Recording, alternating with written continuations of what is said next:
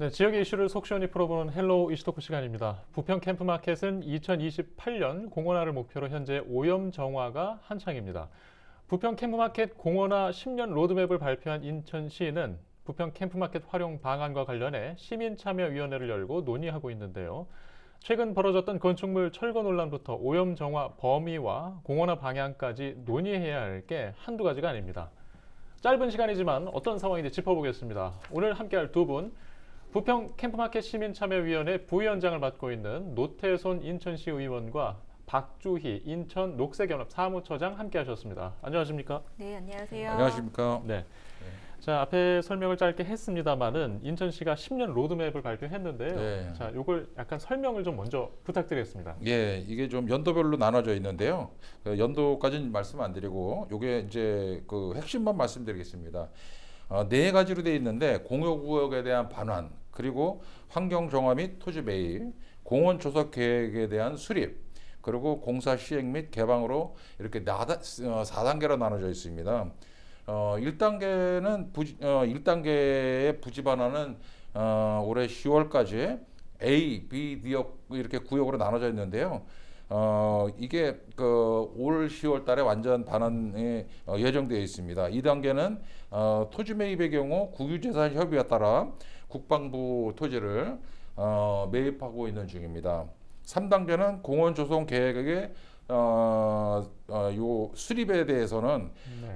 국제 공모를 통해서 기구 구성안을 구성하면 시민 의견을 반영한 공원 설계를 추진할 계획으로 이렇게 돼 있습니다. 그래서 이러한 로드맵은 네. 궁극적으로 시민의 의견을 적극 반영하고 무엇보다도 중요한 거는 안전입니다. 그래서 네. 시민의 건강 안전을 위해서 모니터링하고 계속적으로 지금 노력하고 있습니다. 네. 박 차장님, 이게 오랜 기간을 통해서 여기까지 왔습니다. 네. 로드맵에 대해서 어떻게 좀 바라보고 계신가요? 우선은 아까 의원님이 말씀하신 것처럼 A, B, C 구역은 지금 반환을 받아서 A, B 구역은 실태 조사가 끝났고 이제 정화를 하고 있는 상황이고요. 제가 봤을 때는 지금 아직 반환되지 않은 D 구역에 대한 오염 실태 조사를 통해서 오염이 네. 어느 정도인지에 따라서 이제 이 정화 계획 그리고 공원 계획까지는 좀 시간이 더 걸리지 않을까라고 생각이 듭니다. 네, 계속 지켜봐야 할 상황인데 노위원께서 좀 확인해 주실 게 지금 현장을 많이 오가고 계시잖아요. 예, 여러 번 들어갔습니다. 오염 정화가 잘 되고 있는 상황인가요? 지금 그 화면에 나올지 모르겠는데요. 지도를 보면 부지 위쪽 A 구역의 경우는 2019년 6월에 정화 작업이 시작돼서 2022년 9월 이게 완료될 예정입니다. 그리고 현재 한 60% 정도의 일단 그 진행된 거로 지금 나와 있고요. 부지 아래쪽 B 구역의 경우는 2020년 9월에 정화 작업이 시작돼서 올해 12월에 네. 완료될 예정입니다. 그래서 현재 한 11, 약 11% 정도 그렇게 진행되어 있습니다. B 구역의 공정률이 많이 좀 낮아 보이긴 하는데 이 부분은 A 구역의 토양 오염 그 토양 오염량에 비해서 면적이 좀 차이가 있습니다. 이게 A 구역 같은 경우는 14만 제곱미터고요. B 구역은 1만 4천 제곱미터이기 때문에 그 규모가 8배가 약 8배가 A 구역이 큽니다. 그래서 이 부분에 대해서는 좀 진행 속도가 늦을 것 같지만 이미 빨리 진행되고 있다. 또 이게 빵 공장에 있는 D 구역의 경우는 금년 10월에 반환이 예정되어 있는데요. 진행되면 이제 이 부분에 대해서는 환경 기초 조사를 추진해서 빠른 시일 내에 정화 작업을 마무리될 수 있도록 그렇게 노력하고 있습니다. 네.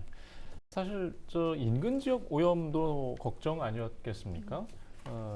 어떤가요? 지금 오염 범위도 좀 궁금하고요. 그렇죠. 그래서 지금 내부에 대한 조사는 이미 완료가 된 거고 2008년도에 부평 미군기지 담벼락 바깥쪽, 그러니까 주변 네. 지역에 대한 오염 정화, 네. 오염 이제 실태 조사를 실시를 했었는데요. 그때도 오염이 확인이 됐었습니다. 네. 그래서 TPH, 벤젠, 자일렌 같은 유류뿐만 아니라 이제 중금속까지도 확인이 됐었거든요. 네. 그리고 이후에 이제 부평 미군 기지로 사용되다가 이제 반환된 부영공원 같은 경우도 이제 오염이 확인이 돼서 이제 부영공원은 이미 반환받은 지역이기 때문에 정화를 네. 그 당시 했었습니다. 근데 이제 부평 미군 기지 담벼락 바깥쪽을 어떻게 할 것이냐에 대한 논의를 했었는데요. 어쨌든 바깥쪽이 오염이 됐다라는 거는 그 내부도 이미 오염이 됐다라는 거고, 내부 정화를 할 때 바깥쪽을 같이 하는 게 합리적이겠다라고 하는 합의를 네. 좀 했었습니다. 그래서 예. 우선은 주변 지역에 대한 관리만 좀 진행을 했었고요. 그리고 이제 공식적으로 내부 오염이 확인됐을 때 이제 주변 지역도 함께 정화해야 된다라고 지역사회에서 계속 요구를 해왔습니다. 그래서 주변 지역 지금 그 담벼락 바깥쪽은 일부는 지금 A구역 정화하는 데서 같이 정화를 하고 있고요. 그리고 사유지라든지 이런 좀 여러 가지 좀 복잡한 문제가 있는 것들은 지금 논의를 통해서 네. 정화 계획을 수립할 것으로 이제 알려져 있습니다. 네. 마찬가지 말씀하셨지만 인천시 계획이 있는 거죠? 예, 예. 이 부분에 대해서는 환경부에서 2018년 5월에 네. 주변 지역 환경 기초 조사를 실시했습니다. 그래서 현재까지 주변 지역에 대한 그 환경 모니터링을 네. 연 4회 정도 지금 그 실시하고 있는데요. 조사 범위는 대략 한 6개 6개 지점에 대해서 지하수 주변 지역 및 밑에 이제 그 10m 이하에 네. 대한 그 기준으로 그 지금 현재 조사 범위를 잡고 있습니다. 그래서 인천시는 뭐 캠프마켓 주변 지역 토용 오염에 대해서 국방부 책임하에서 정화 후 소유권 이전을 계속 추진하고 있습니다. 그래서 주변 지역에 대한 환경적 피해가 네. 앞으로 말씀드렸지만 시민의 안전을 위해서 어쨌든 안심하고 진짜 깨끗하게 친수 공간으로서 활용될 수 있도록 계속적으로 지금 조사를 하고 있습니다. 네, 알겠습니다. 이제 오염 정화 이야기를 좀 해봤고요.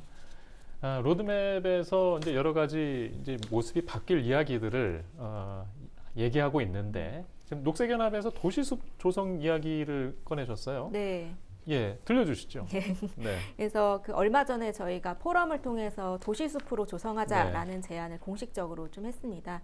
저희가 그 조병창을 거쳐서 미군기지를 거쳐서 그 자리에 오랫동안 또 네. 묵묵히 있었을 나무들을 우선 조사를 해봤습니다. 지난 4월, 5월에 걸쳐서 했는데 총 B구역을 우선 중심으로 네. 조사를 했는데 32종의 나무가 확인이 됐고 234주가 확인이 됐습니다. 가장 큰 나무는 이게 양버집 나무, 그러니까 플라타너스라고 하는 나무가 한 32m 높이로 굉장히 네.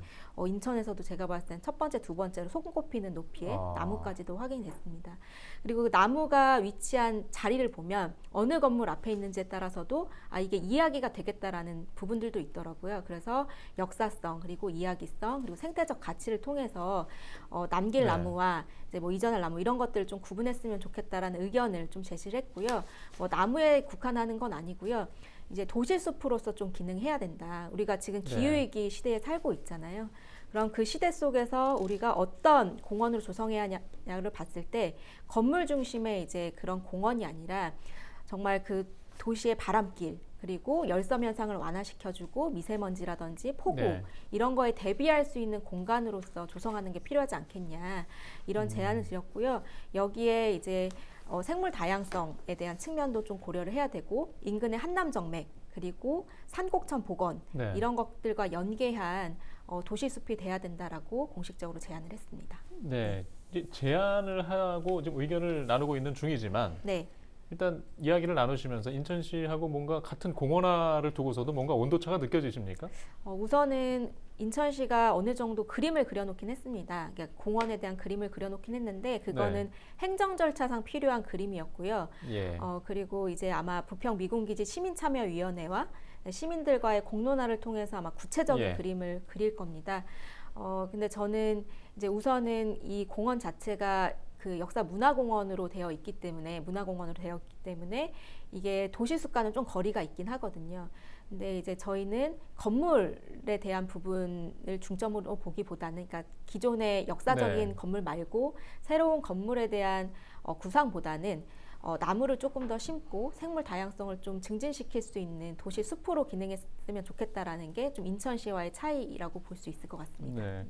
시민참여위원회에서도 다양한 의견들이 나오고 있죠. 예, 예. 시민참여위원회 그는 이제 우리 그 부평의 중추적인 역할을 하고 계신 분들이 지금 참여를 하고 있는데요. 네. 이분들의 의견은 굉장히 신중합니다. 그래서 일반 시민들하고의 생각과 약간 좀 차이가 있는데요. 일반 시민들이 생각하는 부분은 뭐 뒤에서 다시 말씀드리겠지만은 일단은 좀 친수 공간으로서 시민들이 네. 활용할 수 있는 그런 공간으로 했으면 좋겠다 이렇게 얘기하고 또 이제 그 여기에 참여하고 계신 분들은 역사성을 중시해야 된다라는 네. 부분이 이제 중요한 건데요. 이런 부분에 대해서는 인천시가 좀 더 적극적으로 홍보를 나서서 주민들의 의견을 반영하는 모습이 더 네. 중요하지 않을까 저는 그렇게 생각하고 있고 또 우리 시민참여연에 계신 분들도 우리 시민을 대표해서 나온 분들이에요.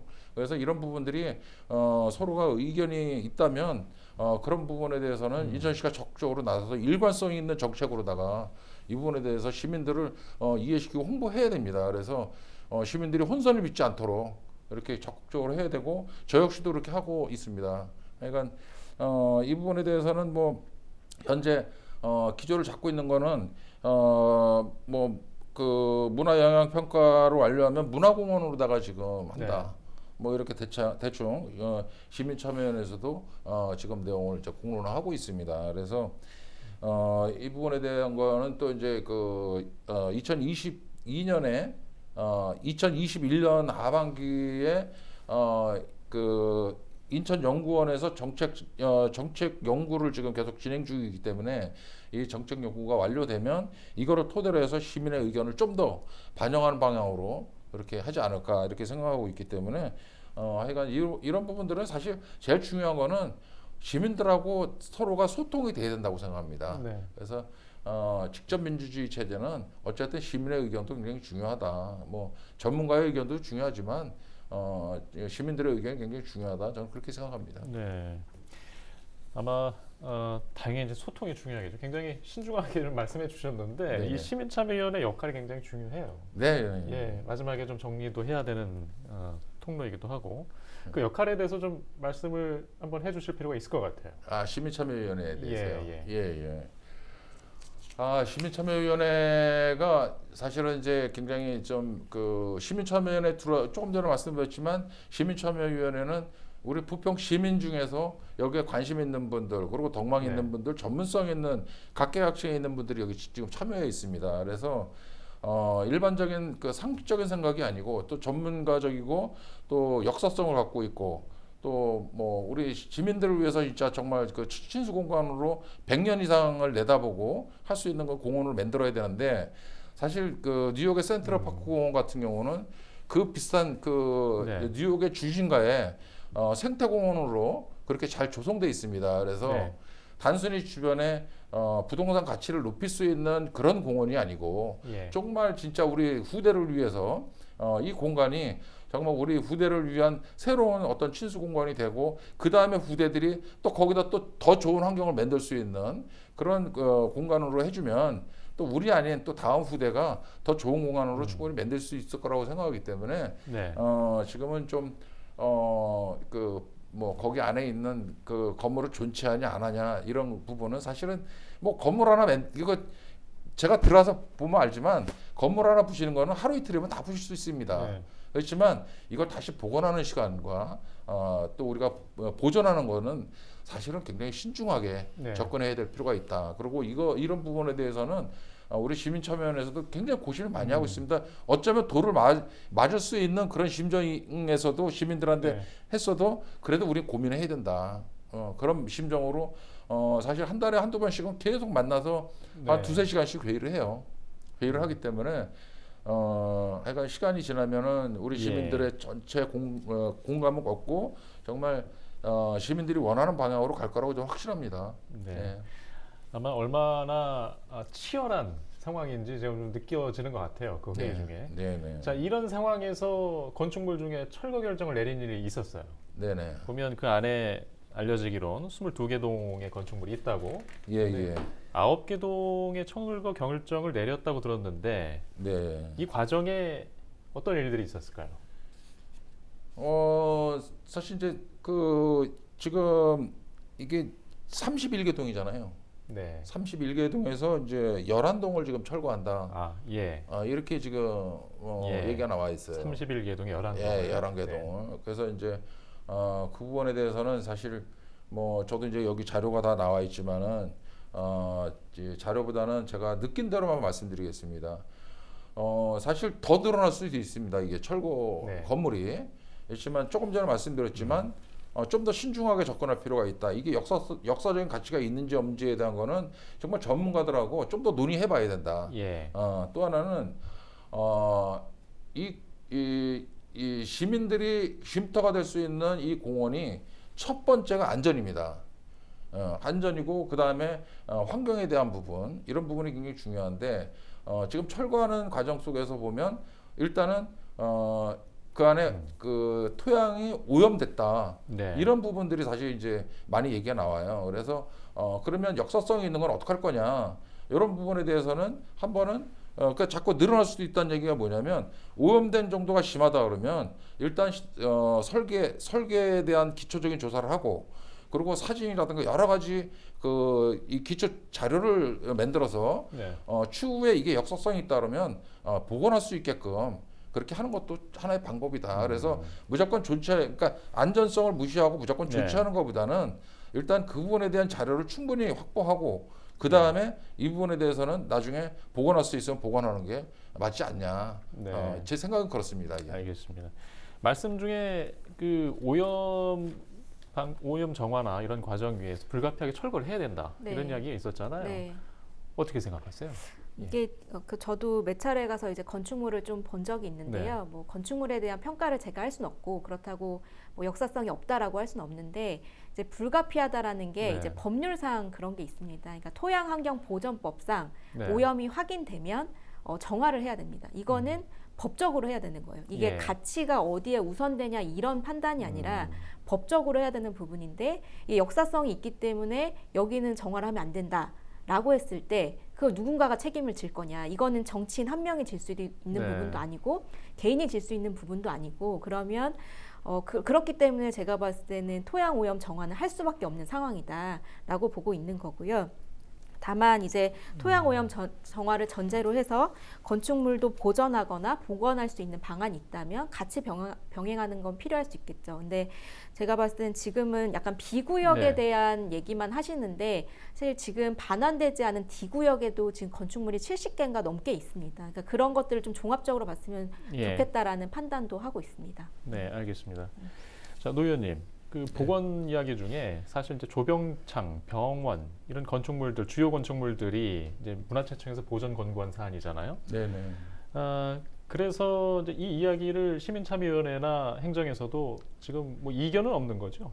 그렇죠. 이 부분에 대해서는 네. 뭐 조금 전에 제가 좀 서두에 좀 말씀드렸습니다. 이게 이제 이게 철거 건축물 중에서 네. 그 조병창 병원 같은 경우는 충분한 역사적인 가치를 지닌 건물이다. 이렇게 이제 얘기하기 때문에 우리 지금 박주희 그 사무처장이 말씀하신 대로 법률적인 부분도 중요하지만 시민의 안전도 굉장히 중요하다.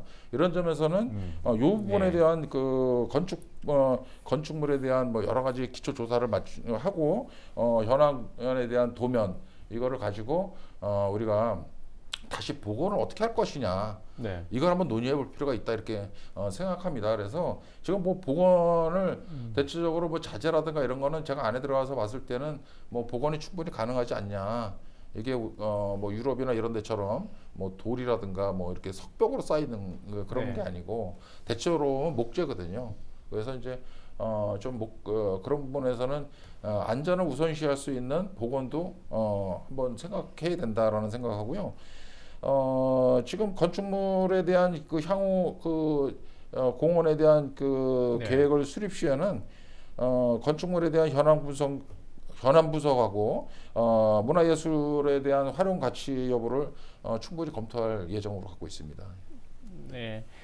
알겠습니다. 시간 관계상 좀 짧게 마지막 질문 드릴게요. 네. 사무처장님, 지금 역사문화공원 조성과 도시숲 조성 이야기 하고 있어요. 네. 좀 시의 마지막으로 제안하고 싶은 게 있다면 짧게 부탁드립니다. 네, 우선은 아까도 다 말씀드리긴 했는데 저는 지금의 요구들을 다 받는 거에 네. 급급해서 결정하기보다는 미래지향적으로 정말 네. 이 공간이 도시에서 어떻게 기능을 해야 되는가 그러기 위해서는 건물 중심의 이런 공원이 아니라 도시 숲으로서 뭔가 미래를 이제 기후위기나 이런 것들을 보완할 수 있는 방향으로 저는 공원을 조성하는 걸로 좀 가닥을 잡는 게 필요하지 않을까라는 생각입니다.